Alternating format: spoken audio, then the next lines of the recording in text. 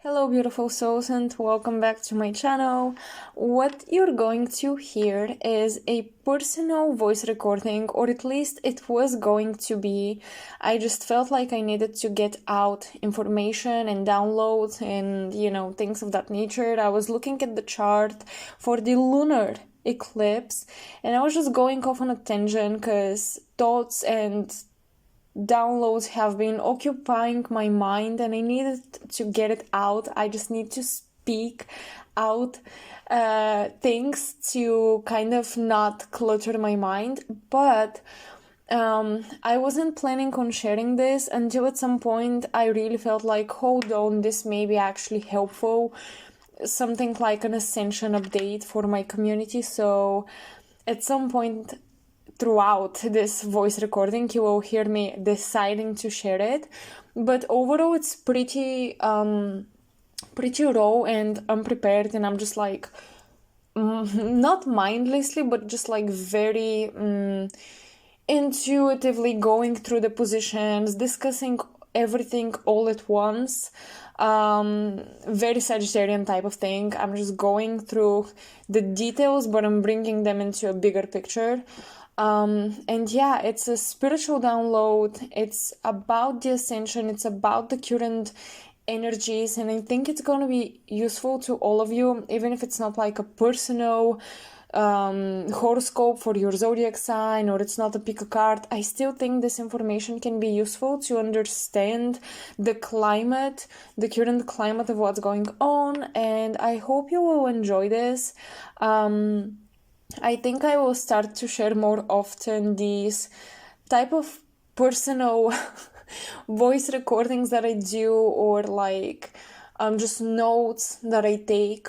I always go with that intention that it's gonna be just for me, just my own monologues and kind of like a voice diary or something.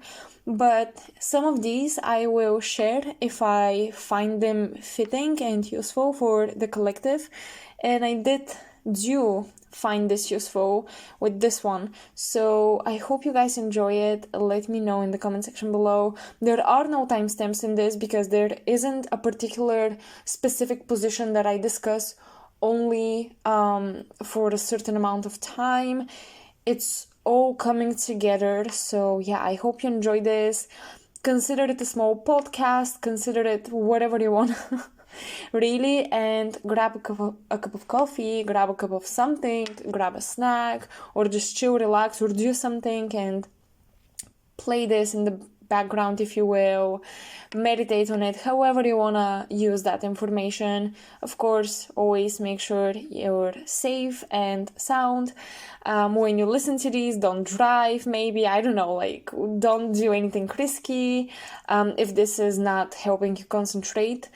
But yeah, definitely you can play it in the background while you're doing something that's more leisure, let's say. Okay, that was the disclaimer. That's already 3 minutes. So I'll hear from you in the comment section, and I'll see you soon in a pick a card.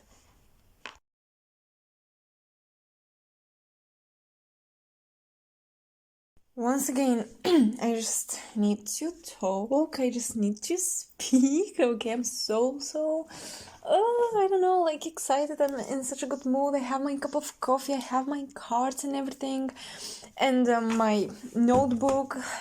I'm finally having a bit of time to myself, and I'm looking at my transits and my natal chart, but also at the lunar eclipse for Scorpio. And oh my, how convenient that the full moon in Scorpio is actually an eclipse. Like, the eclipse is happening in the sign of Scorpio. That's so convenient with the nodes, because the solar eclipse is taking place in Taurus now, yesterday actually. So it's like the sun, the clarity, the conscious expression of self, the conscious learning process of the soul program, if you will, the conscious channel of spirit was eclipsed, like the moon overshadowed it, and the moon will be in Scorpio, so it's kind of like, and also the black moon Lilith, which she herself is kind of like a Pluto Mars energy, Venus, an eclipse on its own. That's how I interpret it. The black moon Lilith is in Cancer, and we really have that watery moon energy covering the sun that's trying to ground, and like we we're having a retrograde Pluto in Capricorn. It's like Earth is getting rid of all the dying plants and seeds, all the old flowers in the garden, really everything that's died. And it's also this interesting tension between the water and the earth element that's happening in the chart, in the sky lately. And it's almost like, the earth energy wants to come through. It wants to come forward, despite all the Piscean vibes that we had. Venus conjuncted Neptune and Jupiter recently, and now Mars is about to. Venus like passed these two. Venus left the chat. Hold on, where is Venus? Oh my gosh, Venus is literally in such a tight conjunction with Chiron during the eclipse. Like Chiron is 40 degrees Aries and Venus is 50 degrees Aries. Whoa, okay. So Venus in conjunct with Chiron, coming out of this Piscean energy, this is like, it's interesting because Venus is the spiritual body, and then Chiron is that wounded healer, and it's in Aries, so it's about who we are, and we're coming out of 12th house Pisces vibes. So it's like, who am I spiritually, or what is my spiritual truth?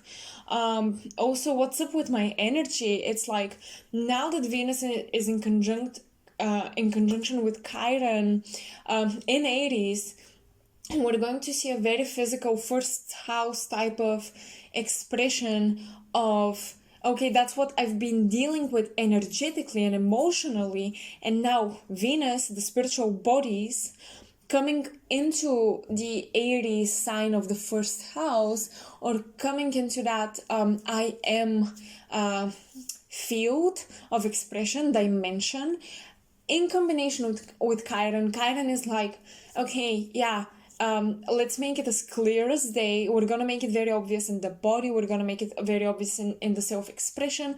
We're gonna make it very, very obvious to the self, to the I am ego within you, what has been wrong or right energetically, spiritually. So Venus will illuminate what's the wound and what's been healing and what are we still up to heal. Like, all of these things will become very, very clear after Venus left Pisces. Like, our spiritual body is integrating in the head, so not necessarily in the crown chakra, but definitely in the impulsive, almost cognitive patterns that we fall into, because Aries rules the head, but it doesn't rule necessarily the crown chakra, but it's still that impulse of consciousness emerging out of the 12th house. So definitely we're becoming almost instinctively or impulsively, or like, in a very childlike, it's like we came fresh out of the womb, and now we're conscious type of thing, and we may not remember this level of consciousness in 3 or 4 years, because Aries is the baby and many of us do not remember our baby memories, but nevertheless, it will install in our genetic, it will install in our DNA, in our coding, in our neurons in the brain. It will stick with us. So the vibrations from the astral plane, from the more so energy bodies of ourselves, our energetic dimensions of who we are downloading on such a instinctive, premature level. That's it. We're channeling huge spiritual downloads, huge spiritual truths about who am I, what am I here to heal, what I've been healing, what's healed, what's not. We're downloading all of this, but it's premature. So now we're going to feel it and experience it, but still feel like we don't completely, get it. We know it's here, but we don't know what to make out of it. And Aries takes something and runs with it, so we might as well run with the truth.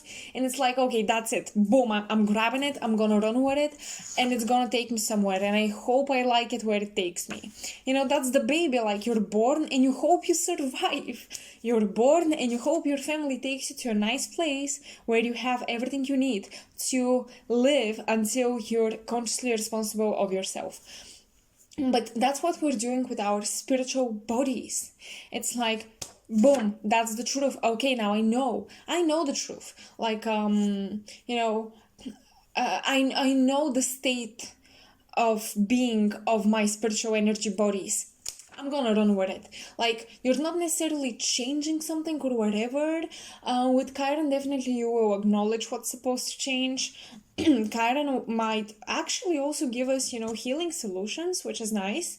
Any Reiki healer at this time, practice Reiki on yourself. Practice Reiki on the head. Like, the chakras around the head are very activated.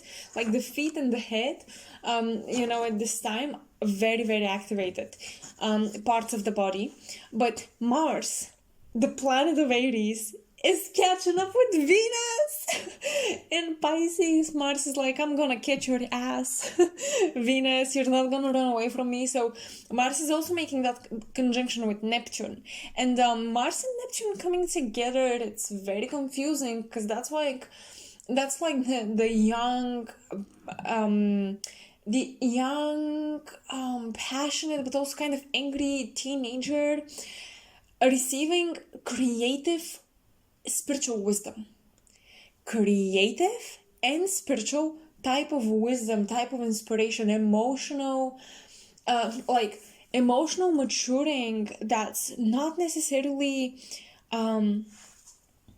based on experience, It's coming from the soul. So there is a heightened...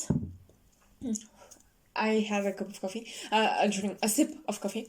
So there is a heightened awareness around our physical bodies vibrating a bit slower. We hear from the human experience, we think we're vibing higher and we're getting higher and everything is speeding up, speed run. But for those on a spiritual ascension, in actuality,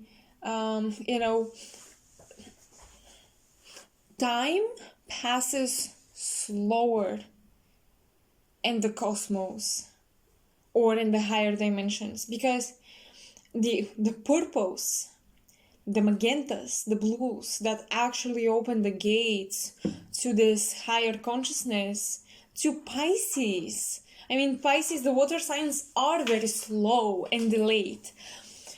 The frequency of these colors is slower. So the vibration is slower. So it's like the human physical vessel needed to slow down. That's why we have solar and lunar eclipses and water and earth signs. It's like the sun eclipsed in an earth sign is like, okay, we're channeling earth with the north node, but it's not what you think it is. It's not the type of earth you're used to. This is a next level ground. This is a new landmass. The vibration, the spiritual feeling or origin or state of being of that land mass. You perceive it to be Earth, but it's not just that, okay? It's not just this. So this eclipse, the solar eclipse in Taurus, where the North Node is, you're almost thinking, hold on, North Node is the direction. The Sun is also the direction. The Sun is higher than the Moon for specific reasons. Now, for all of us who associate the Moon with psychic stuff and so on and so forth, true, but the ascended psychic planet would be Neptune, even Venus, not the Moon. The Moon is the really like the astral plane of illusions. I'm sorry to say it, but that's what I've been getting, and it's been confirmed by so many sources of information that I usually tap into, whether in meditation or the books I look out for and the people I connect with within the communities I'm part of. So yeah, anyway, so the Sun being blocked or eclipsed, hidden by the Moon, in the sign we're supposed to focus in. This is a paradox, and in astrology you will always see those.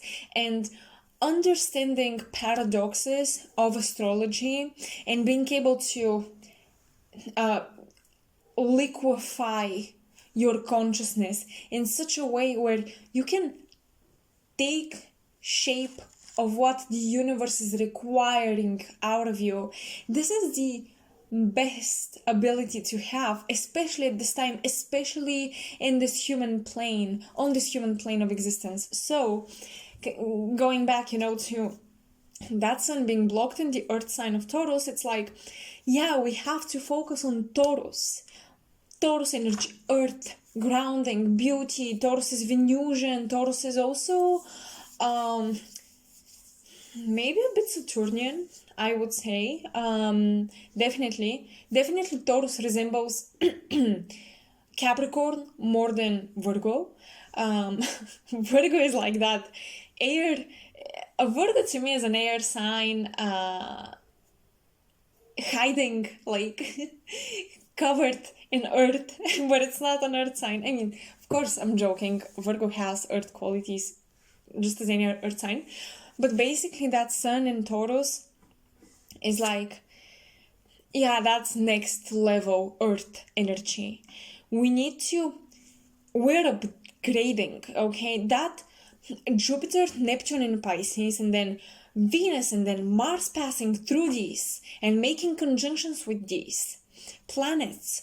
And before that, they were in conjunction with Pluto and Saturn, and they were going through that spiritual astral purification and surgery, if you will, of the energy bodies. And now we're going through Pisces, we're healing, rejuvenating, and now we're back to Aries. We're bringing this in the body, in the head, in the consciousness, in the realm of, here I am an individual, I know I exist, I am aware.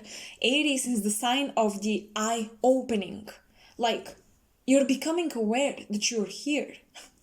So we're bringing this after the surgery in, I believe, Aquarius, I think, or Capricorn, I don't remember anymore, but like these conjunctions and everything. Now, Venus and Mars, which in combination are like literally the closest planets that would represent the spiritual body and the energy that fuels it, passing through Pisces in conjunction with these gatekeepers such as Jupiter, Neptune, Saturn. Like, this is new soulful energy. This is new vibes from the soul, new vibes from the spirit. And like, if this is taking place within the body, we need to realize this connection, because Taurus is coming in place here. The North Node, I like to think of the North Node kind of like the direction of the planet herself, her destiny, her mission as well. And the planet is looking at Taurus. And I think Taurus, if we were heliocentric based, if we were up to look at the sun, from the perspective of the sun, at our solar system, Taurus would be ruled, not so much by Venus, but by Earth, okay? Definitely by Earth. Like, Taurus represents Earth, like our planet, Terra, the love and providing qualities, the loving and providing qualities of the planet.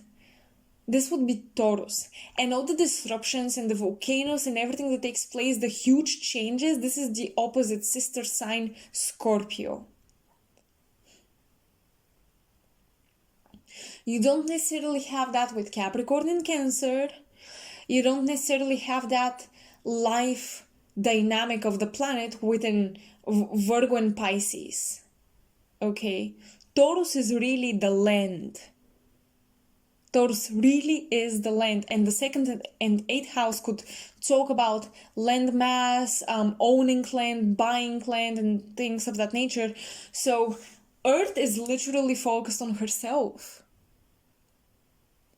And the sun is probably was in conjunction with the North Node, because now I'm looking at the chart for Scorpio lunar eclipse, and the sun is a bit after the North Node, but they're still in a conjunction of 4 degrees or 3 degrees. So they're still in a conjunction. So the North Node, the focus of the planet, is on herself, on her land mass, on her body, if you will, like on her literal body that we live on. And then the sun, the ego, her soul, or her prana, her energy source.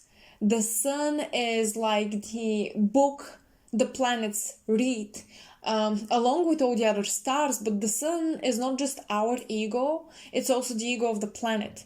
That's why the ego, the human ego, is closer represented by the moon, more closely represented by the moon, and the ego of the planets would be represented by the sun. Okay? Yeah, so anyways, but like the sun is illuminating all of our planets. It's, if you will, making them conscious. So Earth is having an identity crisis, if you will, and there is a repairing of the body. She's focused on her body. Uranus is also here in Taurus.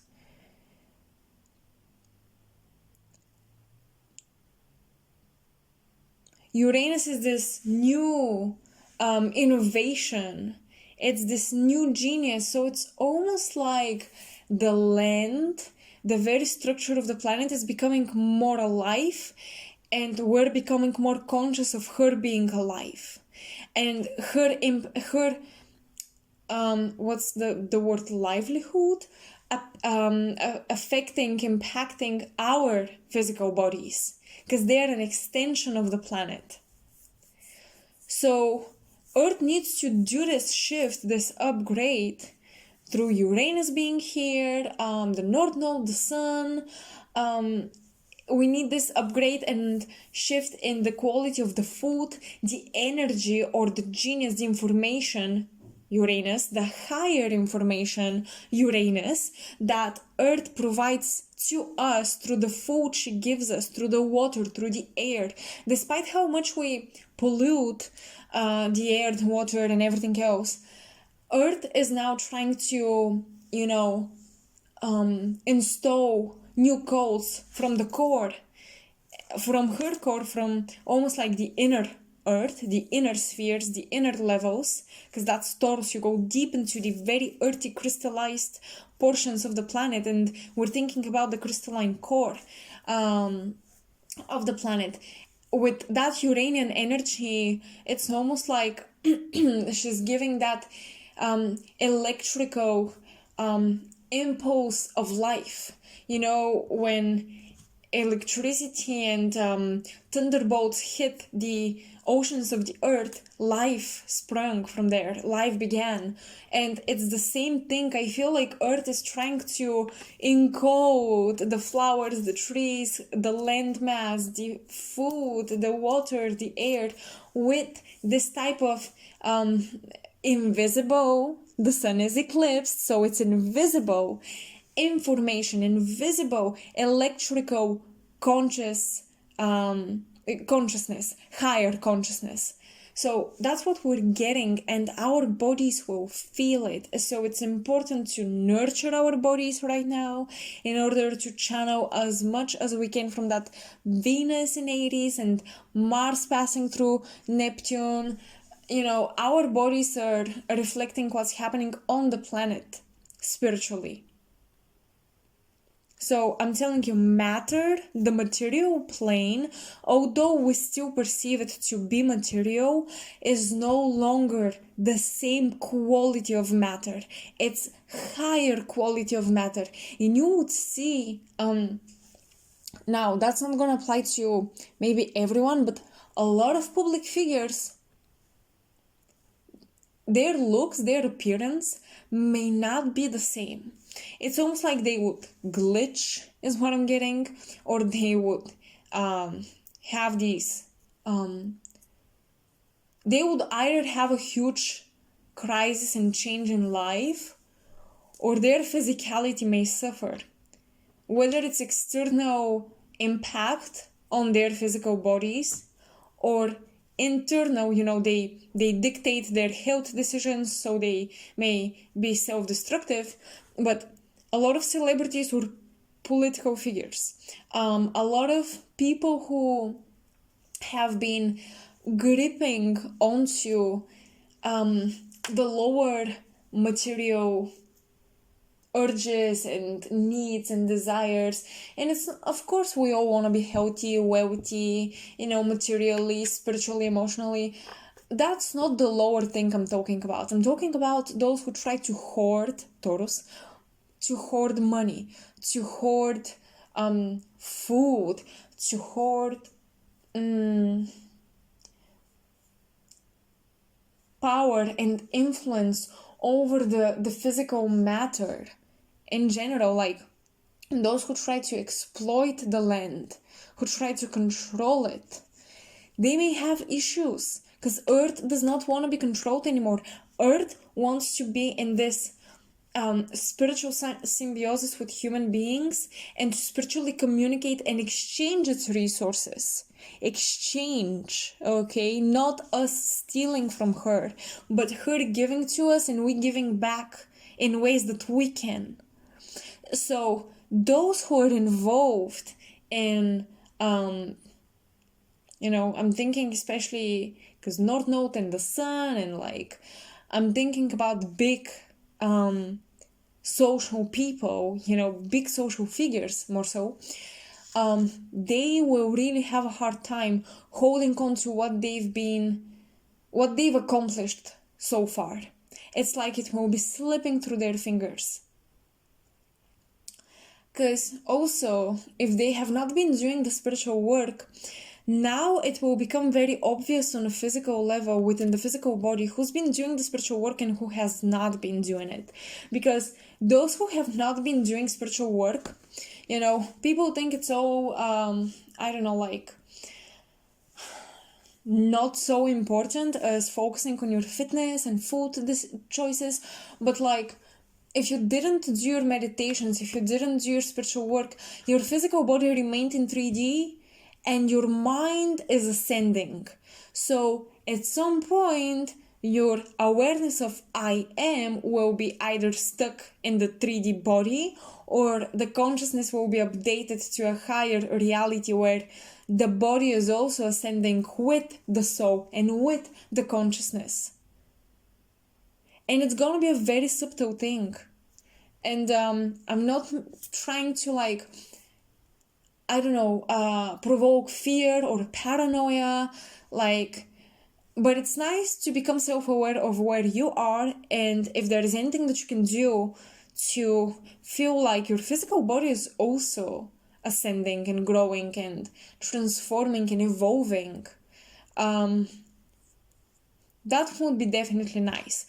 Like, I would like to say completely neglecting the needs of your body, whether you need, because people think that vegetarian diet is the only spiritual diet. Now, whether you need a lot of meat, a lot of this, a lot of that, that can still be concerning your ascension.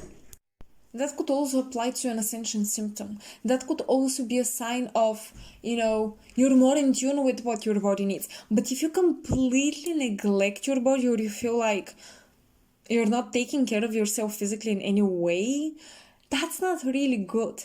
And if you think that your body is just a vessel to get you to accomplish things, for example, I have this body that is a home to my soul and mind, but I only use it to have power over other people. Like, I only use it to go to my,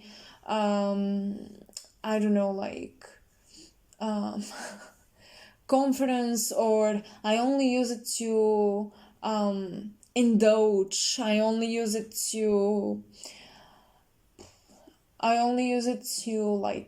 have fun in the matrix.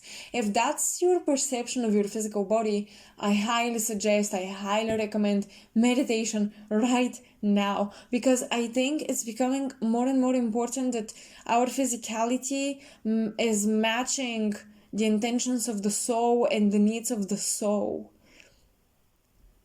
So, yeah, of course, indulging in things, all of that will remain. That's the human experience. But, people who really don't care about the ascension of the body in terms of helping it navigate these ascension symptoms.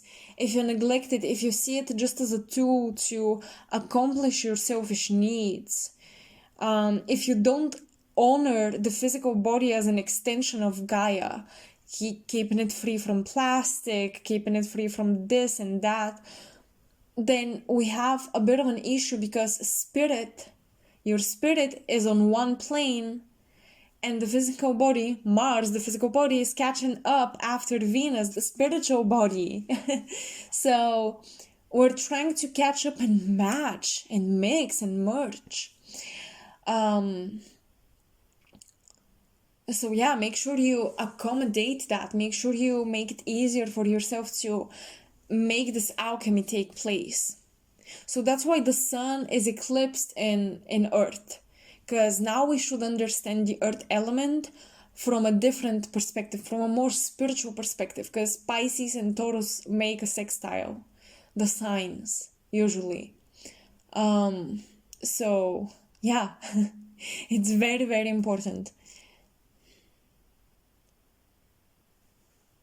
So since we're discussing, the Taurus and Scorpio axis, because we have the solar eclipse in Taurus, and we had it, now we have the lunar eclipse in Scorpio, conjuncting the south node, right? We had to talk about the rulers.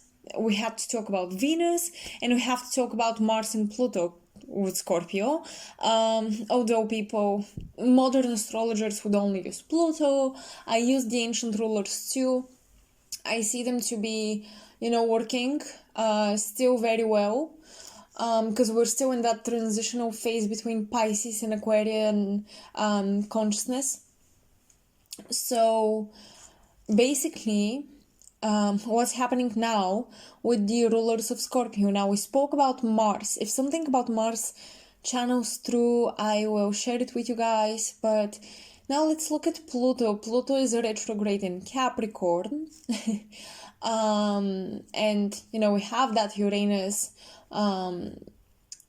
in Taurus. So it's like these huge changes in the financial system that we'll see, operations, redoing stuff, going backward to old ways of fixing material crisis, just to see that it's not working as we expected it, and now we have to adjust. should I even mention that with Uranus and Taurus, like technology and social media are messing up Pluto in Capricorn big time. Capricorn is shaking because it's like Capricorn is established tradition and Pluto is in here trying to destroy. It's been in Capricorn for quite some time now, trying to destroy everything. Saturn is connecting to Uranian energy by being in Aquarius, and Uranus is connecting to the Earth energy by being in Taurus. So basically, again, we're talking about these old ways of the matrix existing, not working anymore any longer, not working. That's the final conclusion. It's not gonna work until and unless we adjust in an Aquarian way to the new Earth, because that's what's happening. It's like the planet is having a rebirth, you guys. Are you I mean, I'm getting excited over here, but I feel like I'm talking to myself as well. Am I seeing these transits? I cannot believe I'm born during this time, because I don't know, for some astrologers it can be like, yeah, definitely a big shift, but not a big deal. But to me, these placements, these transitions, this is the rebirth of the planet. And humanity will follow, our bodies will follow, and our souls will follow, if we, of course, choose to do so. But basically, the lunar eclipse... So this lunar eclipse... Sorry, I made a quick pause and now I forgot where I was, where did I leave this conversation, this monologue or dialogue? I'm not sure if I'm going to put this online. I think I want to. Anyways, the moon is a lunar eclipse. It's a full moon. Of course, the lunar eclipse happens when we have the sun not just illuminating the moon, but the earth is in between the two, and the moon is very close to the one of the orbits of the nodes, in this case the south node, of course. And what's happening is that the earth reflects a bit of the light from the sun, because all this, it blocks it from the moon, but the atmosphere reflects a bit of it, so it creates this reddish tone to the moon, and we have this eclipse where the moon appears to be red. So basically the earth alchemizes or does something with the information, and then it sends it to the moon. So basically the earth, Taurian energy, is telling Scorpio, the south node, the moon, let's say the previous, the old us, the old aspect of us, the old self. Taurus is telling the old self of Scorpio, you know how to die, right? Now it's the time to actually do it. Scorpio knows how to transform, it knows how to die, and the earth is now telling, whatever is supposed to die, to just go, to just surrender to the process, to just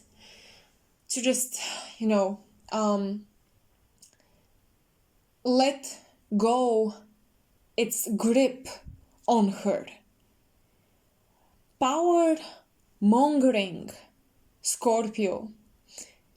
Any person on the planet, any institution, any system, again, structure that's established that is power mongering, that feeds off power and fear and sexual exploitation of like sexual workers that are exploited. Of course, there are actually people in that field that enjoy the work, they want to do it. I'm not judging the career type itself, but like if there is any deception, cheating on life, cheating the planet, cheating life, the planet, cheating Saturn, because Saturn is in Aquarius.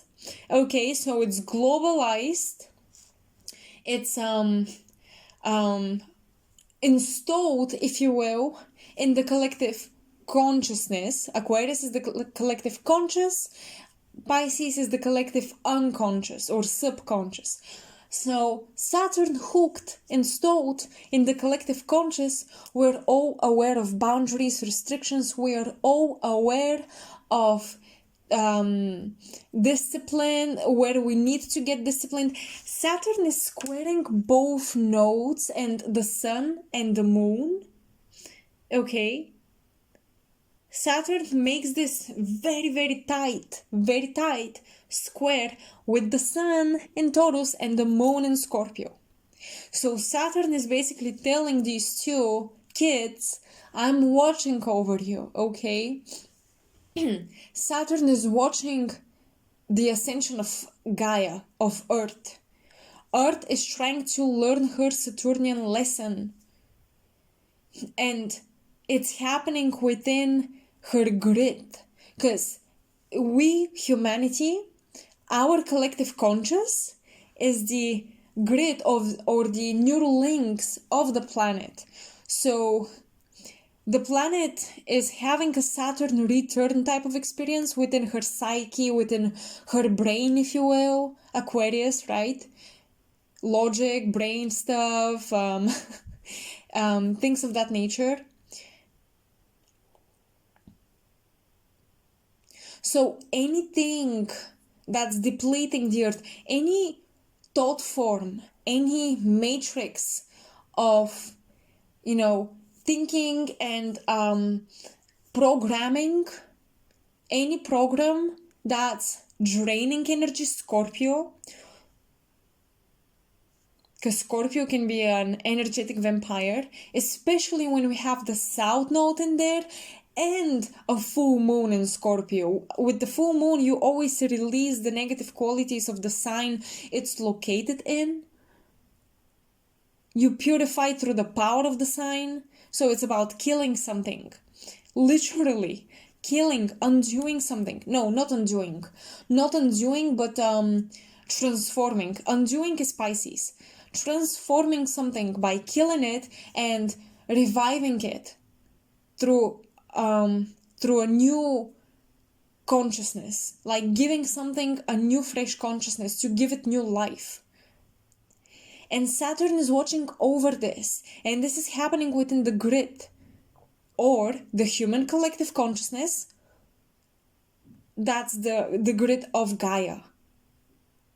So any program that is scorpionic, like cheating life, deceiving for your own sake, for gaining power over people, using people's fears against them, trying to manipulate people based on how much information you've gathered about them, that's not gonna work anymore, because Saturn will bring revolution amongst humanity, being in Aquarius. Jupiter in Aries too. We want to fight for what's right, and we want to fight for the individual's well-being and ascension. So anything negative Scorpionic will not survive. These traits and qualities will not survive. Being dark and hidden and deceptive and mysterious, but hidden and mysterious with the intention to hurt someone or to dominate someone, to be over someone, to control someone, these will not work. These systems are falling apart big time. And the trick is that the restrictions Saturn created within anything Aquarian, the freedom of technology, of speech, the freedom of traveling and meeting with people. This is Aquarius, meeting and talking with people, exchanging, merging your energy, your mental fields, almost your energy space, your magnetic fields, electromagnetic fields, and electromagnetic telepathic types of connections that we can establish with people. All the advancements that technology gave us, airplanes, everything, the restrictions Saturn created within those Aquarius is humanitarian, you know, humanitarian fields of work. It's dreams and goals, and a lot of us have these dreams to like connect with the world or be traveling all over the place. Like these are very globalized collective dreams and hopes and wishes, and the restrictions there, or for the sake of putting Gaia or the earth or us collectively under pressure so that we can figure out an Aquarian innovation. You know, Saturn coming into Aquarius, it will restrict Aquarius to challenge it because it's the old ruler of the sign. So when we talk about qualities, Aquarius is so different from Capricorn on the surface level, but actually they shared a ruler. And Aquarius, when we think about global stuff, anything that's globalized can be considered a system or a tradition or the blueprint for a matrix. That's Aquarius, and it's very similar in that nature to Capricorn, the structures builders. Those are the Capricorn people, the Saturnian people. They build structures and stability, and Aquarius is revolution and innovation. But once something in Aquarius becomes globalized and established, it also becomes a structure on its own, just more advanced. So Saturn has that Aquarian touch as well. It connects to Uranian energy and Aquarian energy. Because if Uranus is the sky god, so is Saturn, but Saturn governs the kingdom under the sky, if that makes sense. The sky god is the watcher, the life giver, that's Uranus. But then you have Saturn that takes everything Uranus gave birth to with its genius, and it finds ways to preserve it.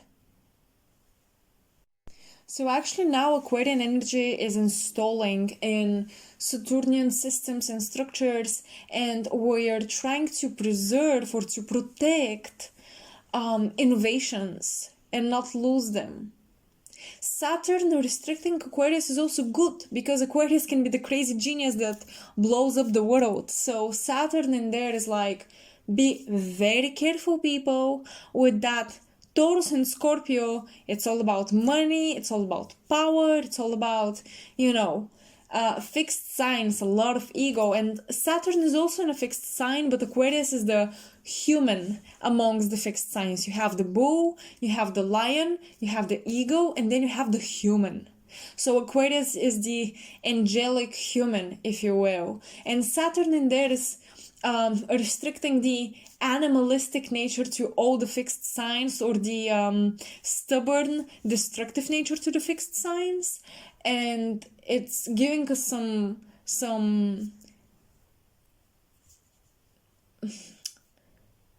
sense, okay? It's bringing us some common sense, and that's actually important, by the way, with North Node in Taurus. Common sense can make us survive, because Scorpio is looking for the details that are hidden, the conspiracy, the mystery. But I mean, Saturn in Aquarius will make a lot of things that are usually scorpionic and hidden obvious. Okay, it will expose secrets. Also, this lunar eclipse is about Gaia, the Earth herself.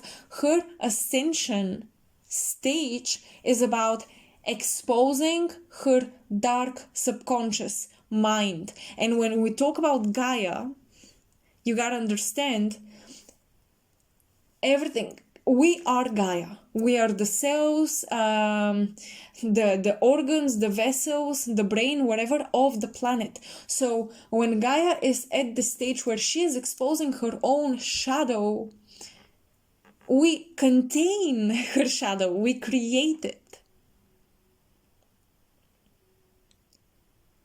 So basically, her higher intelligence from Saturn in Aquarius is illuminating her shadow aspects. Okay, Gaia is doing shadow work. So every human being that's rooted fully in the shadow, even light workers who have shadow work to do themselves, we all have to do that, we will be exposed. Our shadow side and traits and tendencies will be exposed, and it will be proven to us many times that these tendencies no longer work. Being dark, being secretive no longer works, because Saturn, or the spiritual lesson and karma of the planet, requires Aquarian energy. It requires globalized truth. It requires to be unique, different, and be proud of yourself, because Leo is on the other side. So you gotta be confident in being different, in standing out. And we all have secrets because we lack the confidence to be exposed. We lack the confidence to be ourselves, so we have a mask on. We hide stuff. We lack the confidence in being of being powerful without perhaps, keeping and store information about the dirty laundry of other people. That's Scorpio energy. So any scorpionic way in which people gain power will no longer work. Don't try to steal money, please. Don't cheat, don't lie. This is not good, because Gaia will expose it at some point. And if you try to stick into the south node of Scorpio energy, it's almost like your spiritual and physical body, that Venus and Mars, right? Because Mars is the ancient ruler of Scorpio. It's almost like they will not match properly. It's almost like your a chakra system or your aura, your energy field will not be synchronized properly with the physical body, and there will be this sort of leak in your aura that vampires, Scorpio archetypes, will latch onto. So that's my take on the solar and lunar eclipses. I cannot speak just on one. I cannot speak just on the lunar or just on the solar. It's all connected for me. That's how I usually take information. It's difficult to talk about segments. I just like the bigger picture. So that's so far what I'm getting. That's so far what I'm channeling. Because honestly, this recording is quite spontaneous, and I was going to do it just for myself in my room. I'm taking notes, I'm pulling cards for my energy, and I'm like, I just want to voice record, what's coming through. And I think at the end I'm going to make this into a video and share it, because I feel like it's a collective update, and I no longer want to, out of insecurity, keep information or just store it and be like, well, I'm not gonna share that. I'm gonna share it. And I mean, whoever resonates, whoever enjoys this sort of content, who will, I just feel like I need to express that with you guys and share it with you. So yeah, I hope, it makes sense, and I hope you enjoy it. And trust me, now I'm looking at the aspects between the planets, and I spoke of them, a little bit, but now I'm looking at the aspects, and I feel like there is so much more to talk about. Retrograde Mercury conjuncting the Sun, Jupiter in Aries. I'm going to talk about other things of this chart for the lunar eclipse, or just in general what's coming, maybe in another voice recording, because everything I spoke on now was kind of like spontaneous channeling, so I don't want to ruin it, so I'm gonna keep it at this level. Something that I also want to share,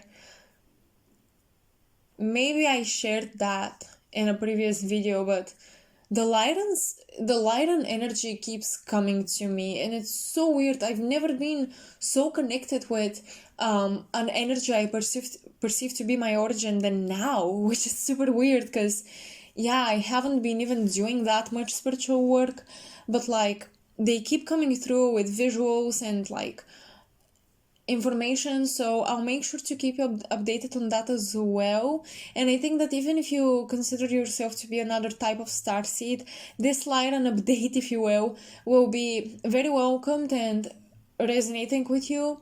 So yeah, be open to these, please, and I hope you guys enjoyed that. Well, randomly this is becoming a recording that I will share and publish, and now I have to do an outro of this. So yeah, I hope you enjoyed it. If you see this on my channel, click like and subscribe because this helps me so much.